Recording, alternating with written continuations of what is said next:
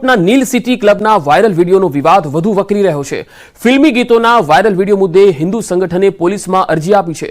હિન્દુ જાગરણ મંચે university police સ્ટેશનમાં ફરિયાદ કરી આયોજન બંધ કરાવી અને યોગ્ય પગલાં લેવા માટે અરજીમાં ઉલ્લેખ કરાયો છે। નવરાત્રિના આયોજનમાં શકીરાના ગીતો વગાડતા હિન્દુ સંગઠનોની લાગણી દુભાઈ હોવાનો અરજીમાં ઉલ્લેખ કરાયો છે।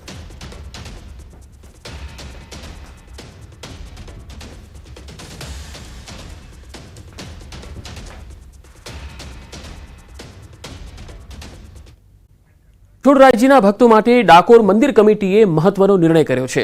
આજથી વિનામૂલ્યે ડાકોર દર્શનાર્થે આવતા ભક્તો માટે વિનામૂલ્યે ભોજનની વ્યવસ્થા પૂરી પાડવામાં આવશે।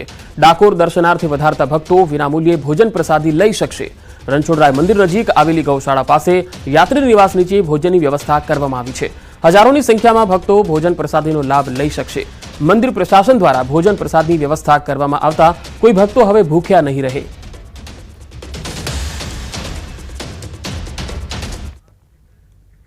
સરોવર નર્મદા ડેમની સપાટીમાં ઘટાડો થયો છે। ઉપરવાસમાંથી પાણીની આવકમાં ઘટાડો થતા ડેમની સપાટી ઘટી છે।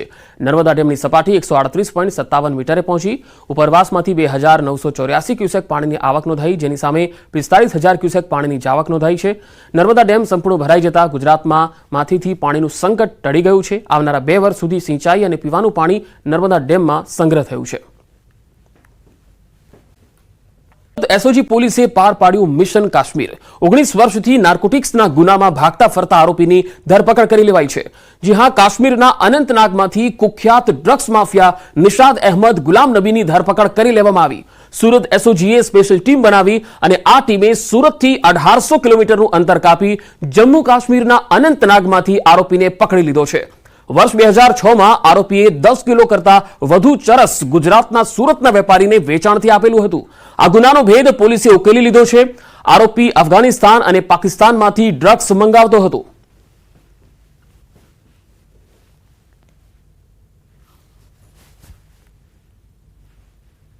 આ ડ્રગ્સ જે છે એનો કેસ 2006માં થયેલો અને રાજેશ ખત્રી નામનો એક આરોપી જે તે વખતે આ ડ્રગ્સ મંગાવ્યું હતું ચરસ અને આ પકડાઈ ગયેલા। ત્યારબાદ આ ભાઈ જે નિસાર અહેમદ દાર છે તે વોન્ટેડ હતો। જ્યારે રાજેશ ખત્રી જે મંગાવનારો હતો એ ઝડપાઈ ગયો હતો। ત્યારબાદ એણે સજા ભોગવીને છૂટ્યા બાદ ફરીથી એણે ડ્રગ્સનો ધંધો ચાલુ કર્યો હતો। ત્યારબાદ ફરીથી એસઓજીએ 2017માં એને પકડ્યો। ફ્રોડ અને નોકરી આપવાના બહાને પૈસા પડાવવા છેતરપિંડી જેવા કિસ્સાઓ ખૂબ વધી રહ્યા છે। ત્યારે જૂનાગઢ શહેરના ભેંસાણમાં યુવક સાથે છેતરપિંડીનો કિસ્સો સામે આવ્યો। અમદાવાદ મનપામાં નોકરી અપાવવાના બહાને યુવક સાથે છેતરપિંડી થઈ। આ છેતરપિંડી આચરનારે અમદાવાદ મનપાનો કોલ લેટર પણ આપ્યો। અલગ અલગ તારીખે 9.32 લાખ રૂપિયા ઓનલાઈન ટ્રાન્સફર કરાવ્યા। યુવકે સુરેન્દ્રનગરના દેવેન્દ્ર કિશોરભાઈ હડિયાલ સામે ફરિયાદ નોંધાવી છે। ભેંસાણ પોલીસે સમગ્ર મામલે તપાસ હાથ ધરી છે। ભાયલી ગેંગરેપ કેસમાં મોટો ખુલાસો થયો છે। સૂત્રોના હવાલાથી મોટી માહિતી મળી રહી છે। ભાયલી ગેંગરેપના આરોપીઓ પકડાયા છે। વડોદરા શહેર પોલીસે આરોપીઓને પકડ્યા છે। ક્રાઇમ બ્રાન્ચની ઓફિસે આરોપીઓને લઈ ગયા હોવાની માહિતી છે। પોલીસ સૂત્રો પાસેથી આ મોટી માહિતી સામે આવી રહી છે। 5 આરોપીઓને પકડ્યા હોવાની પ્રાથમિક માહિતી આવી રહી છે। તો વડોદરાના ભાયલીમાં જે સગીરા સાથે ગેંગરેપ થયો હતો, હવે તેમાં અપડેટ આવી રહ્યું છે કે આરોપીઓ પકડાયા છે। વધુ માહિતી સાથે વડોદરાથી સંવાદદાતા હાર્દિક દીક્ષિત જોડાયા છે। હાર્દિક, મોટી માહિતી જે આવી છે સામે, એમાં શું હાલ અપડેટ છે આપની પાસે? બિલકુલ પંકજ, જો મામલાની વાત કરીએ તો છેલ્લા 3 દિવસથી પોલીસ જે છે તે કામે લાગી હતી અને પોલીસે સતત મહેનત કરી 200 જેટલા કર્મચારીઓ કામે લાગ્યા। ત્યારબાદ 3 દિવસ બાદ જે વડોદરા શહેર ક્રાઇમ બ્રાન્ચ છે તેને આરોપીઓને ઝડપી પાડવા માટે સફળતા મળી છે। આ સૂત્રોના હવાલેથી ખૂબ જ મોટા સમાચાર કહી શકાય, કારણ કે પોલીસ માટે આ જે કેસ છે તેને સુલઝાવવા ખૂબ જ પડકારજનક હતું। આસપાસ કોઈ સીસીટીવી કેમેરાના ફૂટેજ નહોતા મળ્યા કે કોઈ ઠોસ પુરાવા નહોતા। ત્યારે ક્રાઇમ બ્રાન્ચની ટીમે જે લગભગ 5 જેટલા આરોપીઓને ઝડપી પાડ્યા હોય તેવું પોલીસ સૂત્રોના હવાલેથી માહિતી મળી રહી છે। થોડીક ક્ષણોમાં પોલીસ જે છે તે પત્રકાર પરિષદ યોજશે। 5 આરોપીઓ કોણ છે, તેઓ ત્યાં કઈ રીતે પહોંચ્યા હતા, દુષ્કર્મ આચર્યા બાદ તેઓ ક્યાં ફરાર થઈ ગયા હતા, તમામ પ્રકારની માહિતી જે છે તે પોલીસના ઉચ્ચ કક્ષાના અધિકારી દ્વારા આપવામાં આવનાર છે। પંકજ જી હાર્દિક, કેટલા વાગે પોલીસ આ અંગે પ્રેસ કરવાની છે અને આ જે આરોપીઓ પકડાયા છે એ વડોદરાના જ હતા કે વડોદરા બહારના હતા? બિલકુલ પંકજ, સમગ્ર મામલાની અત્યારે પોલીસ દ્વારા તપાસ કરવામાં આવી રહી છે. હાલ જ પોલીસ જે છે તે આરોપીઓને દબોચીને ક્રાઇમ બ્રાન્ચ ખાતે લાવી હોય ત્યાં પ્રકારની પોલીસ સૂત્રોના હવાલેથી માહિતી મળી રહી છે. અત્યારે પોલીસ દ્વારા તમામ જે આરોપીઓ છે તેમની પૂછપરછ કરવામાં આવી રહી છે અને આરોપીઓ પાસેથી પ્રાથમિક માહિતી મેળવ્યા બાદ જ પોલીસ દ્વારા જે છે તે પત્રકાર પરિષદ છે તે યોજવામાં આવશે.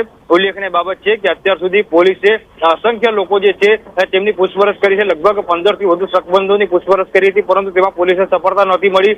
જે પીડિતા છે તેના મિત્ર છે તેનું કાઉન્સેલિંગ કર્યું હતું, તેમાં પણ પોલીસને સફળતા નથી મળી. લગભગ એક આઈજી, એક એસપી, 3 ડીવાયએસપી, 5 પીઆઈ, 15 પીએસઆઈ સહિત 200 લોકોના સ્ટાફ જે છે તે કામે લાગ્યો હતો અને આખરે વડોદરા શહેર ક્રાઇમ બ્રાન્ચને જે 5 આરોપીઓ છે તેમને ઝડપી પાડવામાં સફળતા મળી છે. પંકજ જી, હાર્દિક આભાર માહિતી આપવા માટે.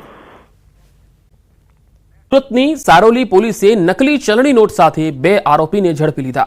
પોલીસે આરોપી ફારૂક બિસ્મિલ્લા બેગ અને મનોહર અકલ્લા બાલારાજુને ઝડપી લીધા છે. પકડાયેલા બંને આરોપીઓ પાસેથી 500ના દરની 1600 નોટ અને 500ના દરની 8 સાચી નોટો મળી છે. સારોલી પોલીસે 4 મોબાઈલ ફોન સહિતનો મુદ્દામાલ કબજે કરી કાયદેસરની કાર્યવાહી હાથ ધરી છે.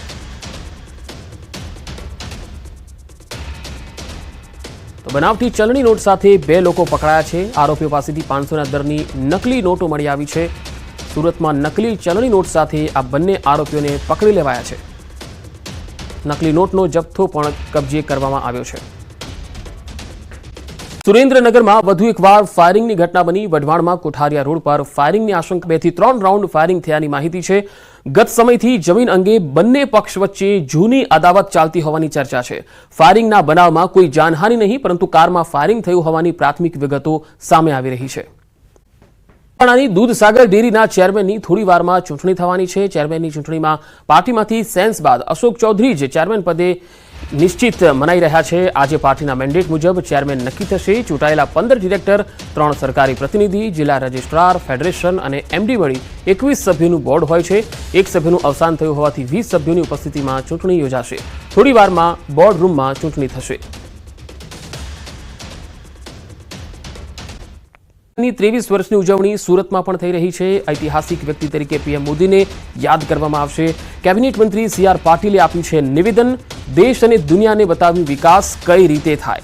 વિકસિત ભારત બનાવવાના પગલાં લેવામાં આવ્યા છે. પીએમ મોદીને સેવા ક્ષેત્રે 23 વર્ષ પૂરા થઈ ગયા છે, જેના ભાગરૂપે સુરતમાં પણ આંગણવાડીના બાળકોનું કીટ આપી એટલે કે કીટનું વિતરણ કરવામાં આવ્યું હતું. કેબિનેટ મંત્રી CR પાટીલના હસ્તે વિતરણ કરવામાં આવ્યું હતું. प्रधानमंत्री श्री नरेंद्र मोदी साहब ने मुख्यमंत्री થી પ્રધાનમંત્રી સુધીની આ યાત્રાને 23 વર્ષ આજે પૂર્ણ થયા છે. આજના પ્રસંગે સુરત શહેરમાં સુરત સંગઠન અને સુરત મ્યુનિસિપલના પદાધિકારીઓ દ્વારા આંગણવાડીમાં બાળકોને ઉચિત કીટ આપવા માટેનો એક કાર્યક્રમનું આજે આયોજન. સેવા ક્ષેત્રે પીએમ મોદીના 23 વર્ષ પૂરા થયા છે. દર વર્ષે રાજ્યમાં 7 થી લઈને 15 ઓક્ટોબરના રોજ વિકાસ સપ્તાહની ઉજવણી કરવા માટે આયોજન થાય છે. આજે વિકસિત ભારતની પ્રતિજ્ઞા લેવાશે. બપોરે 12:39 કલાકે આ પ્રતિજ્ઞા લેવાશે. ઋષિકેશ પટેલે આ માહિતી આપી. તેમણે કહ્યું કે સીએમ સહિત મંત્રીમંડળ આ પ્રતિજ્ઞા લેશે.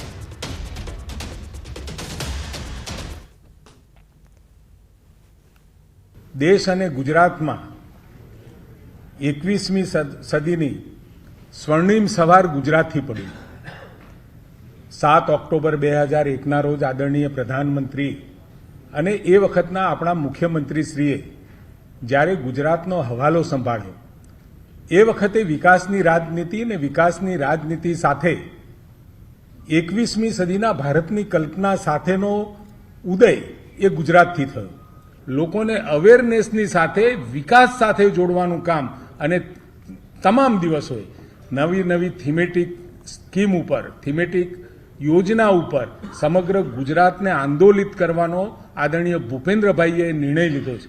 અને એ નિર્ણય 13 જેટલા અત્યારે આપણે મુદ્દાઓ નક્કી કર્યા છે કે જેના આધારે આપણે ગુજરાતમાં પ્રત્યેક ગામ સુધી, ઘર સુધી, સ્કૂલ સુધી, કોલેજો સુધી, ખેડૂતો સુધી અને મહિલાઓ સુધી પહોંચવાનો આપણે પ્રયત્ન કરવાના છીએ. પીએમ મોદીના સેવા ક્ષેત્રે 23 વર્ષ પૂરા થયા છે ત્યારે મુખ્યમંત્રી ભૂપેન્દ્ર પટેલે ટ્વીટ કરીને શુભકામના પાઠવી. તેમણે ટ્વીટ કરતા લખ્યું કે જ્યારે નરેન્દ્ર મોદીએ ગુજરાતના 14મા મુખ્યમંત્રી તરીકે શપથ લીધા હતા ત્યારથી ગુજરાતમાં વિકાસની રાજનીતિનો એક નવો યુગ શરૂ થયો હતો. આજે ગુજરાતના વિકાસની આ વણથંભી યાત્રાના 23 વર્ષ પૂરા થયા છે. ગુજરાતમાં 24 કલાક વીજળી, સુદૃઢ રોડ નેટવર્ક, સૌની અને સુજલામ સુફલામ જેવી યોજનાઓથી કેનાલોનું વિરાટ માળખું તૈયાર કર્યું. ગુજરાતના કૃષિ વિકાસ દરને ડબલ ડિજિટ કરવા જેવા અસંખ્ય સીમાચિહ્નો તેમના નેતૃત્વમાં સર થયા છે.